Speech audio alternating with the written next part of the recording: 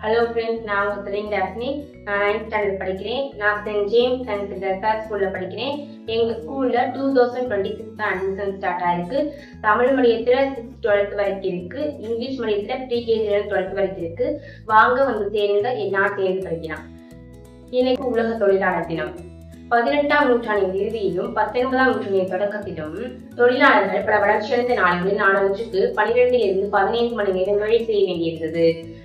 இதனால் பல வளர்ச்சியடைந்த நாடுகளில் இதற்கு எதிராக குரல் கொடுத்து இதன் வெற்றியின் விளைவாகத்தான் மே 1ஆம் தேதி உலக தொழிலாளர் தினமாக கொண்டாடப்பட்டு வருகிறது. இந்தியாவில் சென்னை மாநகரில் முதலில் உலக தொழிலாளர் தினம் கொண்டாடப்பட்டது. தலைசிறந்த சீர்திருத்தவாதியான சிங்காரவே 1923ஆம் ஆண்டு உயர்நீதிமன்றத்தின் அருகிலுள்ள கடற்கரையில் உலக தொழிலாளர் தினத்தை கொண்டாடினார். உடலை இயந்திரமாக்கி உழைப்பை உரமாக்கும் உழைப்பாளர்களுக்கு என் இனிய தொழிலாளர்கள் நன்ற வாழ்த்துக்கள்.